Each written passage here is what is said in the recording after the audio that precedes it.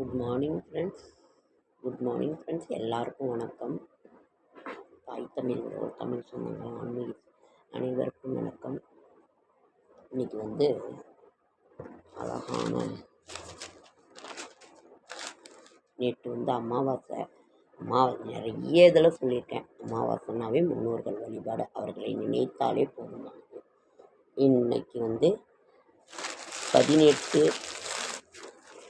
18/4/2026 April மாதம், பராபவ வருடம் சித்திரை மாதம் 5ஆம் நாள். திதி பிரதமை,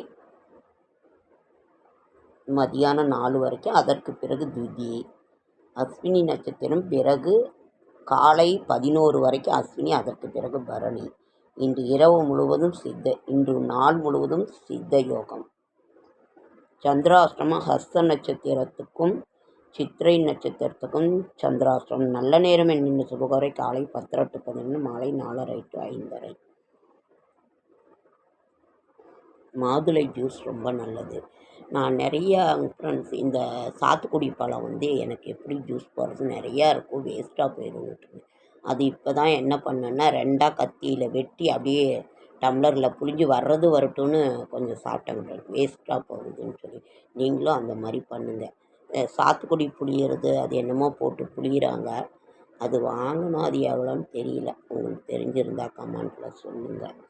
அது எவ்வளோ, எந்த மிஷின் வாங்கினா சாத்துக்குடி பழம் மட்டும் புளியறதுக்கு. எல்லா பழமும் வச்சு இப்படி அமுக்குறாங்க, யூடியூப்பில் பார்த்தேன், நல்லா இருந்துச்சு. ஆனால் அது எங்கே எவ்வளோ என்ன ஏதுன்னு தெரியல. இன்றைக்கு மாதுளை ஜூஸ் ரொம்ப நல்லது. சிறுதொண்ட நாயனார் குரு பூஜை. இன்றைய ராசி பலன்: மேஷம் வரவு, ரிஷபம் தாமதம், மிதுனம் செலவு, கடகம் ஆதரவு, சிம்மம் சுகம், கன்னி வெற்றி, துலாம் நற்செயல், விருச்சிகம் நன்மை, தனுசு அமைதி, மகரம் தெளிவு, கும்பம் பக்தி, மீனம் இரக்கம். 19ஆம் தேதி நாளைய விசேஷங்கள்: கார்த்திகை விரதம், பலராம ஜெயந்தி, கார்த்திகை விரதம் முருகப்பெருமானுக்குரியது. கார்த்திகை விரதம் சஷ்டி விரதம் இருந்ததுன்னா ஆண் குழந்தை வேணுங்கிறவங்களுக்கு இருப்பாங்க. முருகப்பெருமானுக்குரிய இது நீங்கள் இருக்கிறவங்க இருங்க.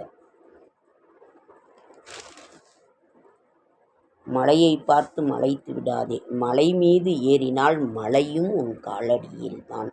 முயற்சி உன்னால் ஆனதால் வெற்றியும் உன் வசமே ஆகும். கொண்டக்கடலை இரத்தத்தில் உள்ள கொழுப்பு சத்தை தடுக்கும், வயிற்றில் உள்ள நோய்களை தடுக்கும். ரொம்பவும் இந்த தானிய வகைகள்லாம், பருப்பு இந்த மாதிரி சாப்பிடக்கூடாது, கொஞ்சம் தான் சேர்த்துக்கணும். அது வயிற்றில் பூச்சியை உருவாக்கும். கொஞ்சம் சாப்பிட்லாம் எதுவாக இருந்தாலும். அந்த பூச்சி இது பண்ணுறதுக்கு தான் இந்த முருங்கைக்கீரை, பாகற்காய் இதெல்லாம் சாப்பிட்றது உடம்பு ரொம்ப ரொம்ப நல்லது. முயற்சி உடையார் இகழ்ச்சி அடையார்.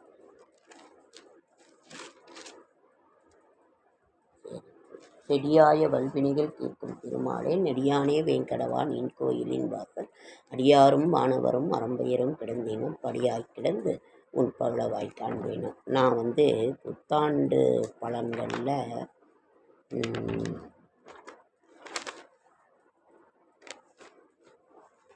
ஒவ்வொரு நட்சத்திரத்துக்கும் இருக்குது, அது எப்படி விரிவாக இருக்குது அதை சொல்லணுமேன்ட்டு பார்த்தேன். ஒவ்வொரு நாளைக்கு ஒவ்வொரு நட்சத்திரத்தை பார்க்கலாமா?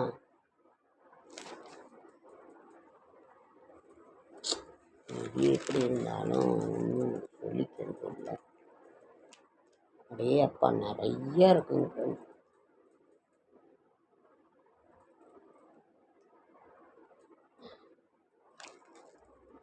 அஸ்வினி,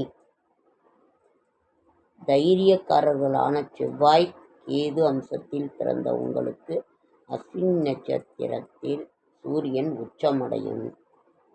சனி சஞ்சாரம். ஆண்டு முழுவதும் சனி பகவான் விரயஸ்தானத்தில் சஞ்சரிப்பதால் உங்கள் நட்சத்திரக்காரனுக்கு நட்பான உத்திரட்டாதி நட்சத்திரம் பயனளிக்கும். ராகு கேது நவம்பர் 13 வரை ராகு கும்பத்தில் பணப்புழக்கம் இருக்கும். நவம்பர் 13க்கு மேல் கேது கடகத்திலும் ராகு மகரத்திலும் இருப்பதினால் வேலை பளு கூடும். குருவினோட சஞ்சாரம். மே 26 வரை மிதுனத்தில் சஞ்சரிக்கும் குரு திருமணம் கைகூடும். இடம் வீடு வாகனம் வாங்க முடியும். மே 26 முதல் கடகத்தில் சஞ்சரிப்பதால் விரயச்சனி பாதிப்புகள் விலகும். சூரிய பகவான் ஆனி புரட்டாசி தை மாசி ஆகிய 4 மாதங்களும் உங்கள் அந்தஸ்தை உயர்த்துவார். தடைபட்ட வேலைகள் நடக்கும். வருமானம் உயரும். தொழில் முன்னேற்றம் அடையும். பணியாளர்களின் ஒத்துழைப்பால் உற்பத்தி அதிகரிக்கும். பெண்களுக்கு படிப்பு, வேலை, திருமணம், குழந்தை பாக்கியம் என்று நிச்சயம் பூர்த்தியாகும். கல்வி நல்ல உயர்கல்வியை எட்ட முடியும். உடல்நிலை ருணரோகஸ்தானத்தை ஆயுள்காரகன் சனி பகவான் பார்ப்ப நோய் நொடி விபத்து என்று சங்கடப்பட்டு வந்த நிலை மாறும். குடும்பத்தில் ஏற்பட்ட சங்கடங்கள் விலகும். எலியும் பூனையுமாக வாழ்ந்த கணவன்மார்கள் நல்ல ஒற்றுமையுடன் இருப்பார்கள். அஸ்வினி நட்சத்திரத்தினுடைய பலன்கள். பரிகாரம் விநாயகரை வழிபட்டு வர வாழ்க்கை வளமாகும். இந்த புத்தாண்டு பலன்கள் இப்படி இருக்கு.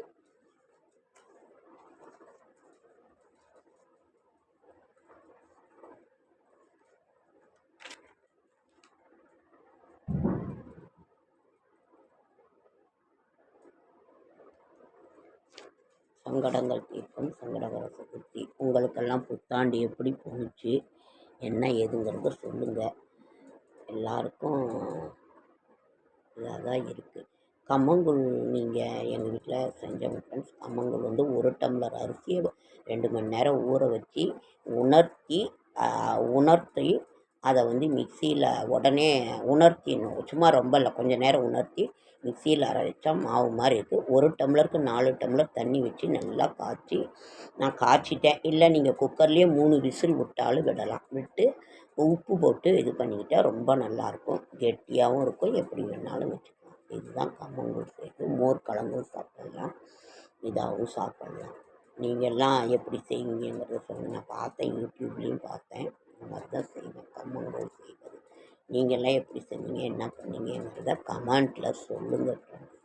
ஓகே ஃப்ரெண்ட்ஸ், லைக் பண்ணுங்கள், ஷேர் பண்ணுங்கள், கமெண்ட் பண்ணுங்கள், சப்ஸ்கிரைப் பண்ணுங்கள். என்னால் முடிந்த ஆன்மீக தகவல் தர, நல்ல தகவல் தர, ஷார்ட்ஸ் வீடியோ பார்க்குற அனைவருக்கும் நன்றி.